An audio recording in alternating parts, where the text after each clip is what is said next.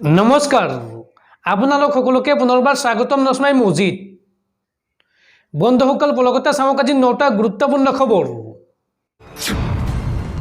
প্ৰথমটো খবৰ কাইলৈ দেখত অনুষ্ঠিত হ'ব তৃতীয় পৰ্যায়ৰ নিৰ্বাচন আৰু নিৰ্বাচনৰ পূৰ্বে ভোটাৰ ৰাইজৰ বাবে এক গুৰুত্বপূৰ্ণ খবৰ আহিছে এই সন্দৰ্ভত নিৰ্বাচনী আয়োগে দিছে জৰুৰী নিৰ্দেশনা ভোটদান কৰিবলৈ যাওঁতে আপোনালোকে মানি চলিব লাগিব কেইবাটাও নিয়ম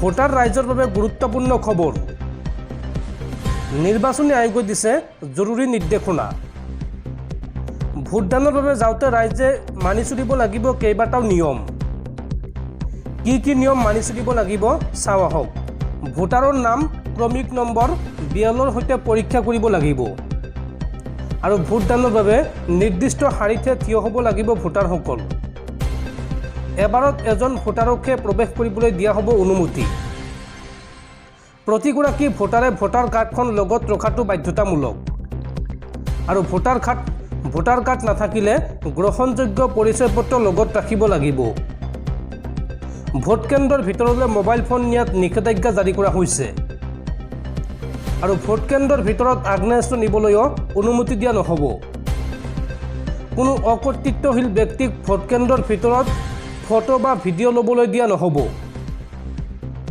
ভোট কেন্দ্ৰৰ ভিতৰত ধূমপান নিষেধ আৰু এই সন্দৰ্ভত কোনো অভিযোগ থাকিলে আপোনালোকে ফোন কৰক 1950 নম্বৰত পৰৱৰ্তী খবৰ গুৱাহাটীৰ হাই ছিকিউৰিটি জন বিধায়ক আৱাসত চুৰি বিধায়ক চেয়াৰমান আলীৰ পিএছৰ কোঠাত চুৰি চোৰে নিলে পিএছৰ মেগজিনসহ 20 যায় সক্ৰিয় গুলী লগতে নিৰাপত্তাৰক্ষীৰ পোছাকো লৈ গ'ল চোৰে নগদ ধন আৰু ক্ৰেডিট কাৰ্ডো লৈ গ'ল চোৰে উল্লেখযোগ্য যে শনিবাৰে বিধায়ক চেয়াৰমান আলী গৈছিল ধুবুৰীলৈ আৰু সেই সময়তে দিন দুপৰতে MLA হোষ্টেলত এই চুৰিকাণ্ডৰ ঘটনা সংঘটিত হৈছে পৰৱৰ্তী খবৰ ভাৰতীয় বতৰ বিজ্ঞান কেন্দ্ৰৰ আগজাননী আগন্তুক 3 দিনলৈ ৰাজ্যত হ'ব প্ৰচণ্ড ধুমুহা বৰষুণ আৰু এই সন্দৰ্ভত ৰাজ্যৰ কেইবাখনো জিলাত জাৰি কৰা হৈছে এলাৰ্ট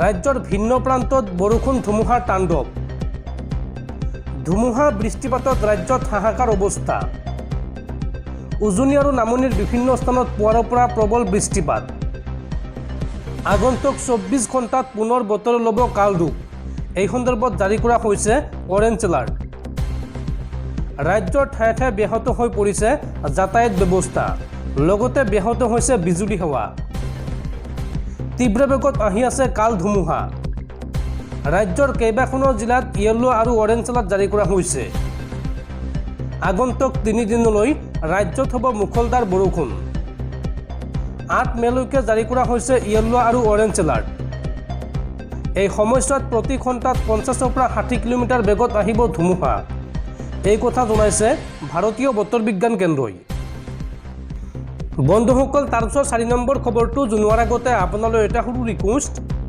যদি তেওঁলোকে এই ভিডিঅ'ত লাইক কৰা নাই তেন্তে প্লিজ এটা লাইক কৰি দিয়ক আৰু এনেকুৱা ধৰণৰ নতুন ভিডিঅ' পাবলৈ চেনেলটো ছাবস্ক্ৰাইব কৰি কাষত থকা বেল আইকনটো প্ৰেছ কৰি ৰাখক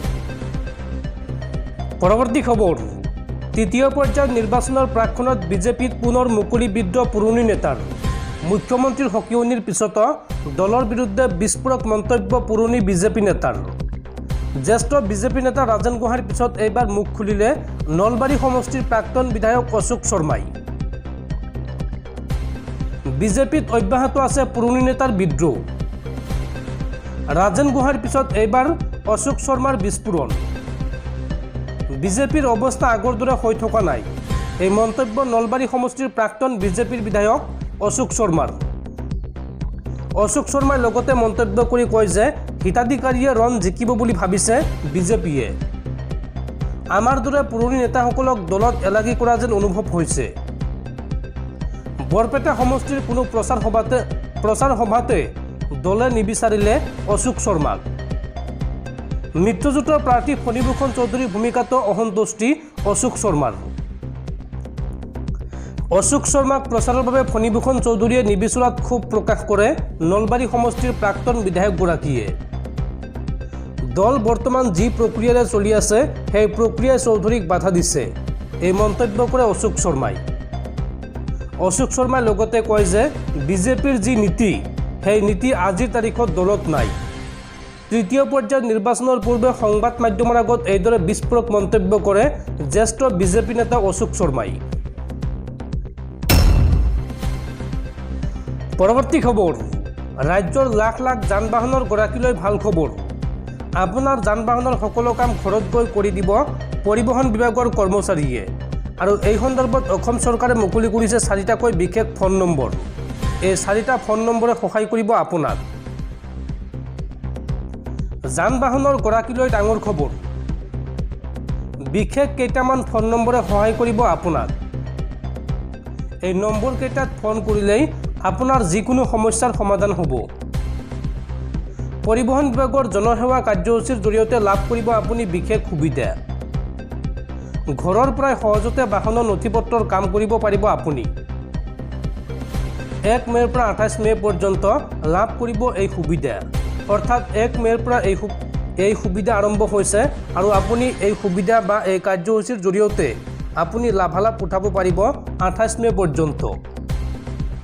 ফোন নম্বৰকেইটা হৈছে ক্ৰমে 882227 55738।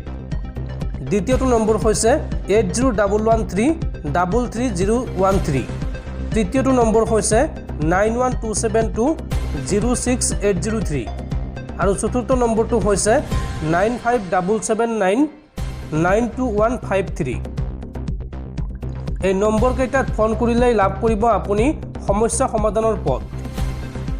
পুৱা 10 বজাৰ পৰা আবেলি 5 বজালৈকে কৰিব পাৰিব ফোন। বিশেষভাৱে সক্ষম আৰু বয়োজ্যেষ্ঠ নাগৰিকৰ বাবে এই বিশেষ সুবিধা আগবঢ়াইছে ৰাজ্যৰ পৰিবহণ বিভাগে। আপুনি এই নম্বৰসমূহত ফোন কৰি কি কাম কৰিব পাৰিব চাওঁ আহক। ইঞ্চুৰেঞ্চ, প্ৰদূষণ, পাৰ্মিট, ফিটনেছ আদি ঘৰৰ পৰাই আদায় দিব পাৰিব। ঘৰত গৈ পৰিবহণ বিভাগৰ বিষয়া কৰ্মচাৰীয়ে কৰি দিব আপোনাৰ সকলো কাম। পৰৱৰ্তী খবৰ, প্ৰচণ্ড ধুমুহা বৰষুণৰ মাজতে ৰাজ্যত শোকাবহ ঘটনা। বজ্ৰপুৰী এইবাৰ অকাল মৃত্যু হৈছে মাতৃকন্যা ক্ৰমে মমিৰণ নেছা আৰু জ্যোৎস্না খাতুনৰ। প্ৰচণ্ড ধুমুহা বৰষুণৰ মাজতে ৰাজ্যত শোকাবহ ঘটনা। বজ্ৰপুৰী অকাল মৃত্যু মাতৃকন্যা ক্ৰমে মমিৰণ নেছা আৰু জ্যোৎস্না খাতুনৰ। আৰু লগতে গুৰুতৰভাৱে আহত হৈছে 11 বছৰীয়া ইকবাল হুছেইন নামৰ এগৰাকী যুৱক। কলগাছিয়াৰ হাওৰাচৰা ৰিজাৰ্ভ গাঁৱত এই মৰ্মান্তিক ঘটনা সংঘটিত হৈছে। আৰু আহত ইকবালক সংকটজনক অৱস্থাত চিকিৎসালয়ত ভৰ্তি কৰোৱা হৈছে। প্ৰচণ্ড ধুমুহা বৰষুণৰ মাজতে ৰাজ্যত সংঘটিত হৈছে এই শোকাবহ ঘটনা।